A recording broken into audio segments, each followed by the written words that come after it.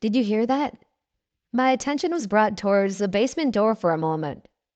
I stood in silence, closing my eyes to listen as closely as I could for the noise that I heard. Joe wasn't as patient as I was. Imagine that. Hear what? I don't hear shit. Almost on cue, the noise appeared again. The sound of something dragging. Joe's eyes became as wide as his mouth as he began to back away from the basement door in fear. I placed my index finger over my lips and proceeded to tell him to be quiet. I saw Joe gulp his fear down his throat, but for some strange reason, my fear was overshadowed by my willingness to get to the bottom of what was going on. Against my better judgment and Joe's wishes, I opened the door to the basement. Dude, what the fuck are you doing? Let's get out of here. His pleas fell on deaf ears. Look, if you want to leave, fine, but I'm going to go down there and see what that noise was. It was probably nothing. Nothing? Jesus Christ, we just watched a video of what looks like a young me and some fucking creature in our basement. And then we hear a noise coming from the basement and you want to tell me it's nothing? I just wanted him to calm down, truth be told. I wanted him to leave so I would be alone and I'd have to listen to his constant whining. Leave if you want. I'm going down there. Joe shook his head in disbelief. I'm out of here. And that was that. I watched as Joe grab his coat and some belongings before leaving the house. Perhaps I should have done the same, but my curiosity got the better of me. What's that saying about curiosity and the cat? It doesn't bode well for me, does it? I looked down to the bottom of the stairs leading to the basement and nothing seemed out of place. Slowly, I walked down the stairs, making sure to grab the railing with each step. Once I made it to the bottom, I flipped on the light at the end of the stairwell. I looked around for a moment until I saw the familiar picture that once hung below the window, which was now laying on the ground. With a sigh of relief, I walked towards the photo to hang it back up. While I was doing that, however, the dragging noise appeared again. I quickly jumped and turned to look behind me, but there was nothing. I looked at the empty, black abyss that was the space under the stairs as I slowly walked towards it. It appeared to be a black hole and the curiosity was its gravitational pull sucking me in. I grabbed my phone to turn on the flashlight again. But just as before, there was nothing under the stairs but dust and dead bugs. Another sigh of relief. For that moment. I took my phone back into my pocket and went to head back upstairs. But out of the corner of my eye, I saw something move. It moved incredibly fast, and as I turned my head, my eyes became wide in fear. I was staring at a familiar sight, the sight of the creature in the video. It was taller than I imagined, skinny, lanky, with arms that dragged across the cement. Its neck was long and skinny, but its head was small. Its face had a pair of two dark eyes, practically black, no nose but a smile, if you could call it that, which was crooked to the left side of his face. It stood there staring at me as if I were its prey. The creature is letting off a hideous odor that smelled like a mixture of rotten eggs and what I only could describe as roadkill. The creature bent down. I watched as its knees went above its shoulders in a crouched position, which seemed physically impossible, but then again, everything about this seemed impossible. The creature began to sniff around before crawling towards me slowly. Its eyes maintained focus on me while it slowly crawled towards my stoic body. Its head was shaking back and forth uncontrollably as it crawled towards me. I had to make a move. I needed to make a move. Without hesitation, I bolted up the stairs and slammed the door behind me. I grabbed the box of videotapes, the VCR, and I left the home, not looking back. I threw the box of tapes in the back of my Ford Focus and left the driveway as fast as I could. I must have hit every red light on my way out of town, but I refused to look back, fearing I'd see the creature. In a panic, I grabbed my phone and dialed Joe to talk to him, but the phone just kept ringing. You've reached Joe. Leave a message. God damn it, Joe. I hung up the phone and tossed it to the side as I thought about what to do next. With nearly 400 miles back to my home on campus, I had no other option but to rent a hotel for the night. Pulling up to the Motel 8, I booked a room for the night and thought over everything in my head. How did a creature that size remain hidden down there? I sat on the edge of the hotel bed, still in disbelief. I looked over at the box of videotapes and the VCR that I was able to get out in a hurry. Looking back, wasting time to get that VCR was stupid, but there had to be more to this story. I was able to plug the VCR into the hotel television and went over everything in my head again. Should I watch the next tape? Or should I go directly to the authorities? With a deep breath, I inserted the next tape and waited to see what was next. The video started out like the last one, only this time there wasn't a boy strapped down into a bed. Instead, the two white-dressed individuals stood over the side with a pad and a pen, jotting down something that I couldn't read. There was a jump cut and my stomach began to turn. The camera was fixated on the creature, which was standing still against a cold cement wall of what looked like my basement. The creature's eyes were closed and its smile seemed to have disappeared. Its face was completely blank. Suddenly, the dark eyes opened and the crooked smile appeared on the creature. It didn't move, but it seemed to be awake. The two white-dressed individuals approached the creature and inserted a syringe into its elongated neck before the video cut out. After another jump cut, the camera was pointed up the stairs towards the basement door. The door was closed, but not for long. The door opened and I saw my father slowly walking on the stairs to the basement. He seemed to be in a trance, and his eyes weren't what I remembered. They were pitch black. The creature was eating. What it was eating, I'm not entirely sure. It was slumped against the wall, picking up pieces of food with its long fingers and forcing it into its mouth. The creature turned its head 180 degrees like an owl and was directly looking at the camera. Static. I couldn't contain myself anymore. I got on my feet and I headed to the bathroom, vomiting from what I just saw. The creature made me physically ill, just by the way it looked and how abnormal it was. Leaning over the toilet, thoughts rushed through my head. What was this creature, and are there more like it? I flushed my puke down the toilet and went to get some rest. Everything from that night wore me out, and I could decipher more of the videos tomorrow after a decent night's sleep. I woke the next morning to the sound of someone knocking on the door of my hotel room. In a groggy daze, I opened the door to see that nobody was there. When I looked down, I nearly jumped backwards. Sitting on the ground was a single videotape. I gulped my fear down my throat, shaking from head to toe. I picked up the tape, looked around the hall of my floor, but saw no one. I closed my door, locked it, and sat on the edge of my bed. What was this tape, and what was on it? Shit, I was too afraid to even find out. I had to talk myself into it, but I really wish I didn't. I put the tape into the VCR and braced myself for the worst. What I saw sent chills down my spine. It was Joe. Not as a child, but as an adult, wearing the same clothes he was wearing last night.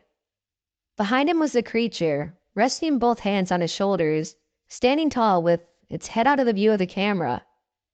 Joe's head was lowered, looking down at the ground below his feet. He seemed to be asleep or unaware of what was going on, but he was breathing. Both Joe and the creature stood completely still for what seemed like hours, with the creature's hands placed firmly on his shoulders, tightening the grip with every passing moment. I watched in horror as the creature then dragged its tongue across the cheek of Joe before the video cut to static.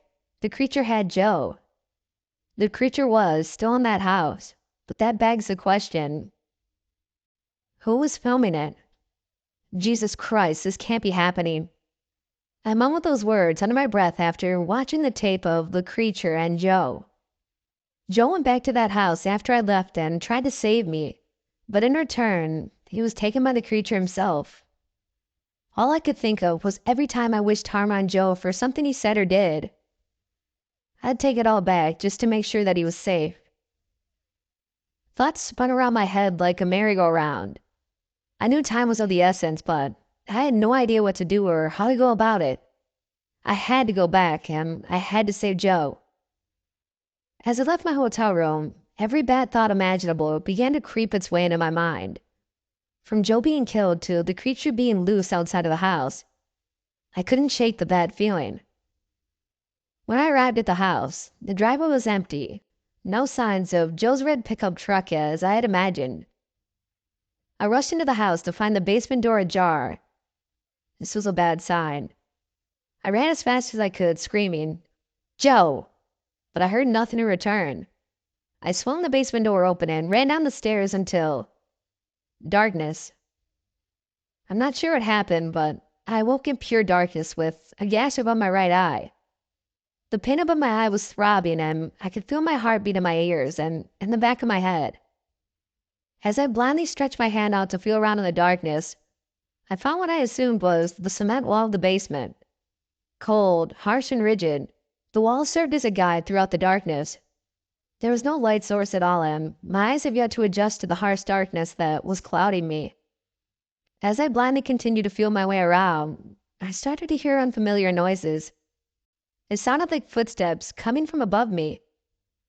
I gulped my fear down my throat and contemplated what to do. "Hello, TJ, is anyone here?" That was Joe's voice. There was a sense of salvation that I hadn't felt in a long time. "Joe, I'm down here in the basement," I screamed. I heard the door open and a beam of light appeared from the top of the stairs. I started to make my way towards the light when I met up with Joe. "Fuck, man, I thought you were dead," Joe said as he smirked. "What the fuck happened to your head?" We walked up the stairs to the living room where I collapsed on the couch. The bright lights of the living room caused my headache to intensify beyond belief. Joe grabbed me a wet cloth to stop the bleeding for a bit. "Joe, are you okay?" I said, looking at him with one eye closed. "Yeah, why wouldn't I be? You're the one I've been worrying about. Look, I'm sorry for last night. You know the whole leaving you behind thing? Just that shit really creeped me out, you know?"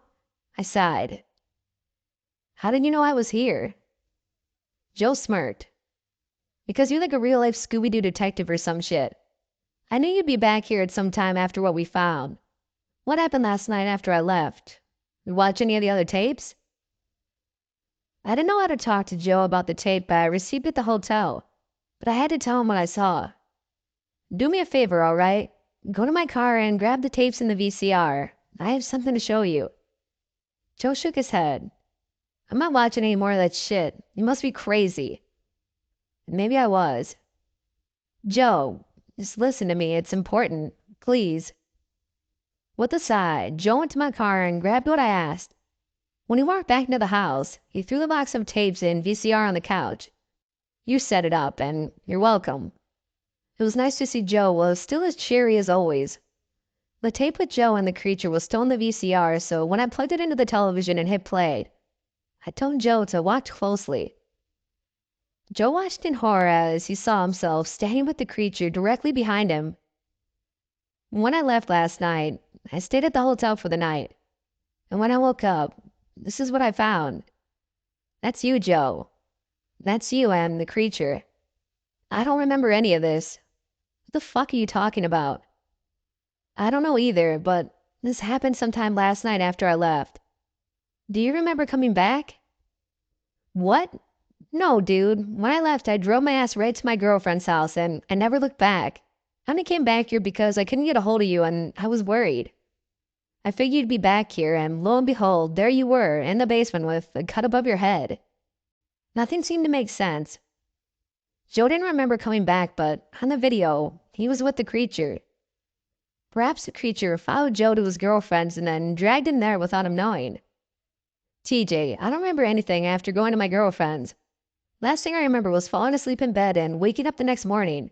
No dreams, no nightmares, nothing. This doesn't make any sense, man." I placed my head into my hands in disbelief, trying to think of what this means. Joe stood up from the couch. "Be honest with me. Last night in that basement, did you see anything? You said you left to go to a hotel after I left, but I feel like you're not telling me the entire story. What did you see, TJ?" I had to tell him. "I went down there after you left to search around after hearing that noise, and I saw the creature. It was more disturbing than I could imagine. That creature lives in that basement." I saw the life drain from Joe as he looked at me in complete disbelief. "Okay, here's what we're gonna do. We're both going to leave, lock the door, and never turn back. Let someone else deal with this. TJ, if you were smart, you would do the same. Please, as your brother, I am begging you, leave. Just leave and go back home. Reluctantly, I nodded my head and grabbed my things, including the tapes and the VCR. Leave them too. I couldn't just leave them though. There were still 2 more tapes to be watched, and perhaps it provided clues as what this creature was and how to stop it. Let's make a deal. We'll watch the last 2 tapes and then we'll leave and never look back. Sounds good? Reluctantly, Joe agreed. I popped the next tape in and sat down on the couch and prepared for the worst. The tape started out different from the others. It wasn't the basement, but rather it was Joe's bedroom. Sleeping soundly in his Buzz Lightyear pajamas was Joe as a kid. I could tell this was causing Joe to feel uncomfortable, but for some reason we just kept watching. Suddenly, young Joe sat up abruptly in his bed. His eyes were as black as night, and he seemed to be in a trance. He left the room, walking as if he was sleepwalking. The camera continued to roll for what seemed like hours until young Joe made his way back into the view of the camera. He laid back down and went to sleep as if nothing happened. Suddenly, our attention was brought towards the edge of the bed, where we saw a long, lanky hand reach out and grab the bedsheet. The creature stood up and stood over young Joe.